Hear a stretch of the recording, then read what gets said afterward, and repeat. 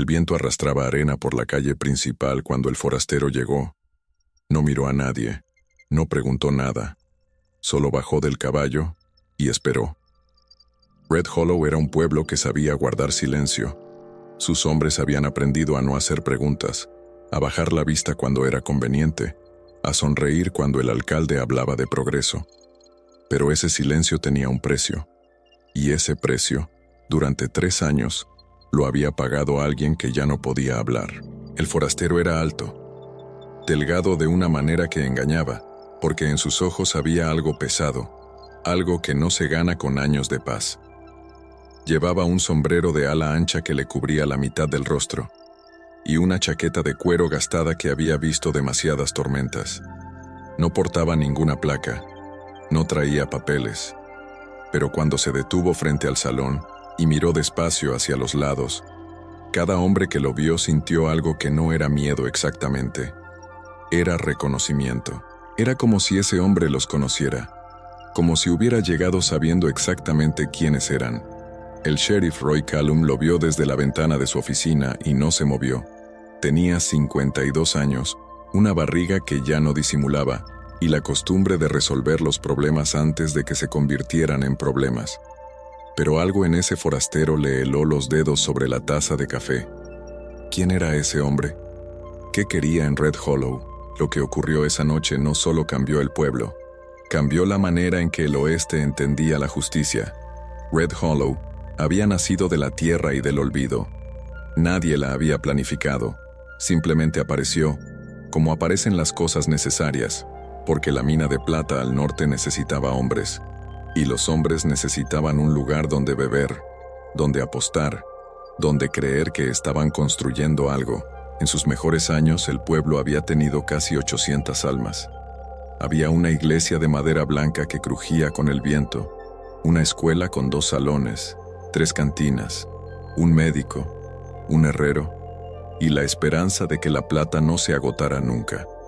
Pero la plata siempre se agota, y cuando lo hace, se lleva consigo la ilusión y deja solamente a las personas, que son mucho más difíciles de manejar que el mineral. Ahora Red Hollow tenía quizás 300 habitantes. Los que se habían quedado eran los que no tenían a dónde ir, o los que tenían razones para no irse. El sheriff Roy Callum llevaba 12 años en el cargo. Era respetado, pero no de la manera en que se respeta a alguien justo. Era respetado de la manera en que se respeta a alguien que sabe cosas. Hank Duval era el dueño del salón, un hombre de mediana edad con manos grandes y una sonrisa que nunca llegaba a los ojos. Había llegado a Red Hollow con poco, y había acumulado bastante, y nadie preguntaba muy en detalle cómo. El Dr. Ellison era el único hombre de educación formal en el pueblo. Firmaba los certificados de defunción con la misma caligrafía elegante que usaba para las recetas de jarabe contra la tos. Y luego estaba Margaret Cross, la viuda. Vivía en la casa al final de la calle principal con sus 2 hijos pequeños y una mirada que se había endurecido con los años como el barro que se seca al sol. Su marido había muerto 3 años atrás en un accidente en la mina. Eso decía el certificado que el Dr. Ellison había firmado. Nadie mencionaba el nombre de Daniel Cross, pero todos lo recordaban. Había algo en ese olvido voluntario, en esa conspiración callada de no pronunciar ciertos nombres, que mantenía a Red Hollow en equilibrio, como un hombre que camina sobre una viga y sabe que no debe mirar hacia abajo. El forastero había llegado para hacer que todos miraran hacia abajo. El forastero pidió una habitación en el hotel, que era también la cantina secundaria, que era también el lugar donde se tomaban las decisiones importantes del pueblo cuando el sheriff necesitaba testigos que no hicieran preguntas. Pagó en monedas de plata. No dijo su nombre. 3 años antes, la mina de plata estaba por cambiarlo todo. Daniel Cross tenía 34 años y un sueño tan concreto que casi se podía tocar. Comprar la concesión norte de la mina y extraer el filón que había descubierto él solo, después de semanas de exploración que nadie más quería financiar. Era un hombre de ideas, no de capital, así que buscó socios. El primero fue Hank Duval, que puso dinero y contactos. El segundo fue el sheriff Callum, que puso su nombre y su autoridad para firmar los papeles. El tercero fue el Dr. Ellison, que no puso dinero sino algo más valioso. Su silencio anticipado, comprado con una participación menor pero garantizada. Durante 6 meses, la sociedad funcionó. La plata empezó a fluir. No en cantidades extraordinarias, pero sí suficientes para que todos empezaran a calcular cuánto les correspondería cuando el filón se expandiera hacia el este, como Daniel juraba que haría. Pero Daniel Cross era el único que sabía exactamente dónde estaba el filón. Y Daniel Cross era incómodo. Hacía preguntas sobre los libros de contabilidad. Insistía en revisar los contratos. Hablaba de llevar un geólogo externo para certificar las reservas. Era, en resumen, el tipo de hombre que los otros 3 no necesitaban.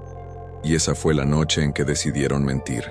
El forastero pasó sus primeras horas en Red Hollow observando. Comió solo en el salón. Bebió agua, no whisky. Escuchó. Tenía la habilidad de los hombres silenciosos, la de volverse invisibles precisamente por estar quietos. Lo que nadie en Red Hollow sabía era que el forastero había estado en ese pueblo antes. No con ese nombre, no con esa barba, no con esa chaqueta, pero había estado. 3 años antes, la noche del accidente en la mina, había un cuarto hombre presente, no en el túnel donde Daniel Cross murió aplastado por un derrumbe que, según el certificado del Dr. Ellison, había sido completamente accidental, sino afuera, a distancia, viendo llegar a los 3 hombres, viendo salir solo a 2, escuchando una explosión que no sonó como un derrumbe natural, y corriendo, porque era joven y tenía miedo, porque sabía que si los 3 lo veían, habría un cuarto certificado de defunción esa noche. ¿Fue realmente un accidente? Él había pasado 3 años haciéndose esa pregunta. Ahora había vuelto con la respuesta. El sheriff Callum entró al salón a las 7 de la tarde. Era su rutina, una ronda que todos conocían y que todos usaban como reloj. 7 de la tarde. El sheriff entra al salón. 8:30. El sheriff sale. En ese intervalo, Red Hollow respiraba con cierta regularidad. El forastero lo estaba esperando en la mesa del fondo. Callum se detuvo. Evaluó. Calculó distancias con la experiencia de 12 años usando una placa en un pueblo que siempre había tenido cosas que esconder. Luego se acercó, despacio, y se sentó sin que nadie lo hubiera invitado. ¿Puedo ayudarlo en algo, forastero? Ya me está ayudando, dijo el hombre. Solo con sentarse aquí, silencio. El tipo de silencio que tiene peso, que ocupa espacio físico entre 2 personas. No conozco su cara, dijo Callum. No, usted no me conoce a mí. Pero yo sí lo conozco a usted, sheriff. Sé cómo firma su nombre en los documentos oficiales. Sé cuánto le costó ese caballo ruano que tiene en el establo. Sé que tiene una caja fuerte detrás del cuadro de la pared norte de su oficina. Y sé qué hay dentro de esa caja. Callum no cambió de expresión. Era bueno en eso. ¿Qué quiere?, preguntó. Quiero que todos en este pueblo duerman mal esta noche, dijo el forastero. Ya empezó. Se levantó. Dejó una moneda de plata sobre la mesa, vieja, con una muesca en el borde que Callum reconoció aunque tardó un segundo en recordar de dónde. Para cuando lo recordó, el hombre ya había salido.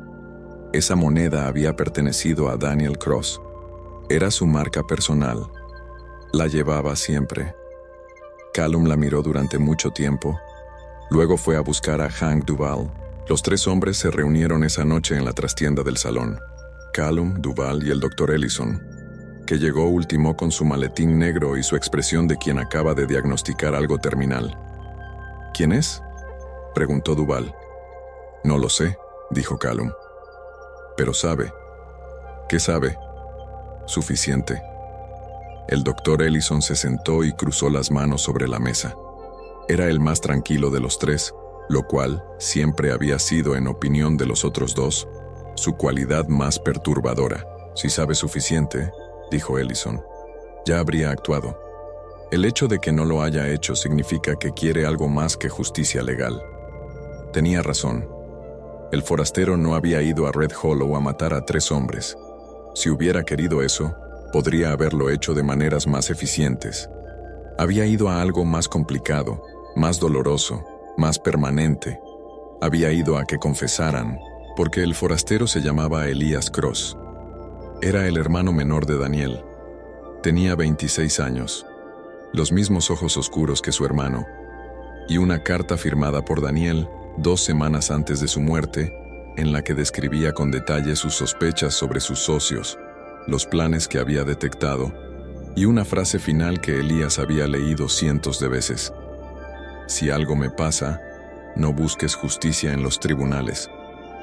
Los tribunales en Red Hollow los controla Callum. Busca la verdad y haz que la digan en voz alta. Eso es lo único que dura. Elías había tardado 3 años en reunir valor, dinero y el tipo de frialdad que se necesita para entrar en el pueblo donde mataron a tu hermano y no disparar al primero que reconoces. Pero había algo más, algo que ni siquiera los 3 hombres de la trastienda sabían. Había un testigo, alguien que había estado en la mina esa noche y había sobrevivido, alguien que Elías había encontrado 2 años atrás en otra ciudad, viviendo bajo otro nombre, bebiendo para olvidar una cosa que era imposible olvidar. Y ese testigo había viajado con Elías. Estaba en Red Hollow, esperando. Al día siguiente, a mediodía, Elías Cross caminó hasta el centro de la calle principal de Red Hollow y se quedó parado. No dijo nada. Solo esperó. La gente salió a mirar, porque en un pueblo de 300 personas cualquier cosa que rompe la rutina convoca una audiencia. Salió la mujer de la tienda de telas. Salió el herrero. Salieron 3 hombres del salón con sus vasos en la mano. Salió, desde el fondo de la calle, Margaret Cross, la viuda, con sus 2 hijos detrás.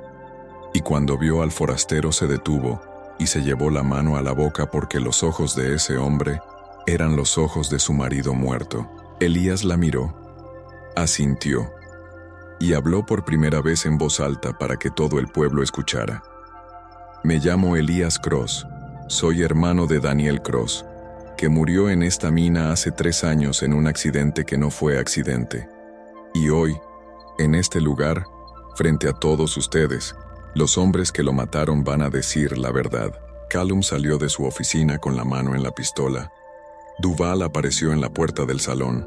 El doctor Ellison no salió. Se quedó mirando desde la ventana, que era, pensó Elías, perfectamente consistente con su carácter. Este hombre está perturbando el orden, dijo Callum con la voz cargada de 12 años de autoridad. Les pido que... Atrás, la voz vino del techo del hotel. Todos miraron hacia arriba. Un hombre de unos 40 años, flaco, con la ropa de alguien que ha viajado mucho y dormido poco, estaba de pie en el borde del techo con un rifle apuntando hacia abajo. Me llamo Pete Hogarth, dijo el hombre. Trabajé en la mina de Daniel Cross. Estuve en el túnel norte la noche del 17 de octubre hace 3 años. Vi a Hank Duval entrar con 2 barriles de pólvora. Vi al sheriff Callum hacer guardia afuera. Y vi cómo colocaron la carga antes de que Daniel bajara a inspeccionar el filón. Silencio total, no el silencio de antes, el silencio cómodo del pueblo que sabe guardar secretos. Este era otro tipo de silencio. El silencio que viene después de que algo explota. Duval intentó moverse, el rifle lo detuvo. Callum calculó sus opciones durante un segundo que pareció más largo. Luego, lentamente, quitó la mano de la pistola, porque los 300 habitantes de Red Hollow lo estaban mirando, y en sus caras no había la obediencia habitual. Había algo diferente. Había juicio. No vine a matar hombres, dijo Elías Cross en voz baja mirando al sheriff. Vine a matar mentiras. Lo que hagan con ellos después, señaló a los 3 hombres, es cosa de este pueblo. Pero primero van a decir la verdad. En voz alta, aquí. El doctor Ellison abrió la ventana. Su voz salió clara, casi sin emoción, como cuando daba un diagnóstico complicado. Fue planeado. Los 3 lo planeamos. Yo firmé el certificado. Lo siento. Fue lo más cercano a un arrepentimiento que ese hombre podía producir. Pero fue suficiente para que Duval, viendo que el primero había hablado, empezara a derrumbarse. Y cuando Duval habló, Callum cerró los ojos y supo que 12 años de construcción cuidadosa se acababan de volver polvo. Confesó, con la voz de quien ha cargado algo demasiado tiempo y ya no tiene fuerzas para seguir. Cuando el sol volvió a salir, Red Hollow ya no era el mismo pueblo. Callum y Duval fueron llevados por un juez federal que llegó 2 días después. El Dr. Ellison perdió su licencia. Margaret Cross recibió la participación en la mina que su marido jamás pudo cobrar, suficiente para que ella y sus hijos tuvieran algo parecido a un futuro. Pete Hogarth bajó del techo, dejó el rifle y aceptó el primer vaso de agua que alguien le ofrecía en mucho tiempo. Se quedó en Red Hollow. Decía que había cargado ese secreto durante 3 años y que no pensaba moverse hasta que el peso se fuera del todo. Elias Cross se quedó 2 días más. Visitó la tumba de su hermano. Habló con Margaret durante una tarde entera. Jugó con los niños, que tenían los ojos de Daniel. Al tercer día, al amanecer, montó su caballo y salió del pueblo sin decir adiós a nadie. No porque no tuviera nada que decir, sino porque en el oeste, los finales que cuentan no necesitan palabras. Se ven, se sienten y se recuerdan. Red Hollow lo vio irse y no dijo nada, que era de alguna manera la respuesta correcta, porque en el oeste la justicia no siempre llega rápido. A veces tarda 3 años, a veces llega con barba, con una moneda vieja en el bolsillo y con la paciencia de quien aprendió que las verdades gritadas duran más que las balas. Pero cuando llega, nadie puede esconderse. Si estas historias te recuerdan que el viejo oeste no era solo pólvora, sino conciencia, todavía quedan muchas por cabalgar.